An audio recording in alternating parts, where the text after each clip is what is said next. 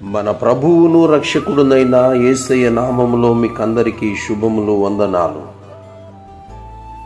నేను క్రీస్తు కొరకు కష్ట నష్టాలు, దేవుడు నేర్పించే పాఠాలు, వాటిని నేర్చుకోకుండా సంఘములో మంచి విశ్వాసిగా ఉండలేను అంటూ హడ్సన్ టేలర్ అనేటువంటి దైవ భక్తుడు చెప్పినటువంటి శ్రేష్టమైనటువంటి మాట. ఇక్కడ మనము అపొస్తలుల కార్యముల గ్రంథంలో 8వ అధ్యాయంలో సంఘములోకి వచ్చినటువంటి హింసను వారు ఏ విధంగా ఆస్వాదించారో ఒక్కసారి చూద్దాం. ఆ కాలమందు యెరూషలేములోని సంఘమునకు గొప్ప హింస కలిగినందున అపొస్తలులు తప్ప అందరూ యూదయ సమరయ దేశముల యందు చెదిరిపోయిరి. భక్తి గల మనుషులు స్తెఫనును సమాధి చేసి అతను గూర్చి బహుగా ప్రలాపించిరి. సౌలైతే ఇంటింటా చొచ్చి పురుషులను స్త్రీలను ఈడ్చుకుని పోయి చెరసాలలో వేయించి సంఘమును పాడు చేయుచుండెను. కాబట్టి చెదరిపోయిన వారు సువార్త వాక్యమును ప్రకటించుచు సంచారం చేసిరి. అప్పుడు ఫిలిప్పు సమరయ పట్టణమునకు వెళ్ళి క్రీస్తును వారికి ప్రకటించుచుండెను.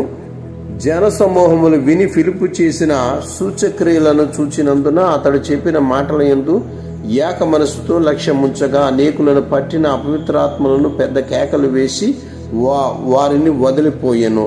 పక్షవాయువు గల వారును కుంటివారును అనేకులు స్వస్థత పొందిరి. అందుకు ఆ పట్టణంలో మిగుల సంతోషము కలిగింది. ఇక్కడ ఫిలిప్పు వీరికి ఆ ముఖ్యుడైనటువంటి వ్యక్తిగా మారాడు. ఆ శ్రమ పొందినటువంటి వారిలో ఇతను కూడా ఒకడనమాట. అందుచేత సంఘం హింసపడినప్పుడే శ్రమ, దరిద్రము క్రైస్తవ్యానికి ఒక గుండెకాయ వంటిదని ఒక భక్తుడు చెప్పాడు.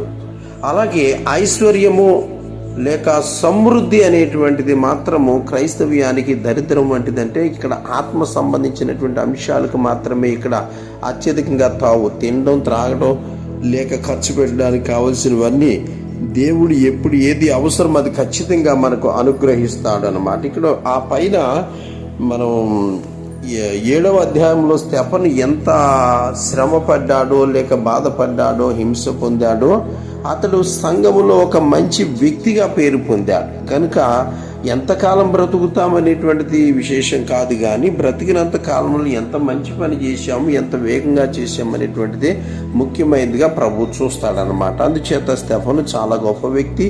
ఆ స్తెఫను యొక్క ఆయన హతసాక్షిగా చేసిన కాలంలో సంఘం గొప్ప హింసకు గురైంది.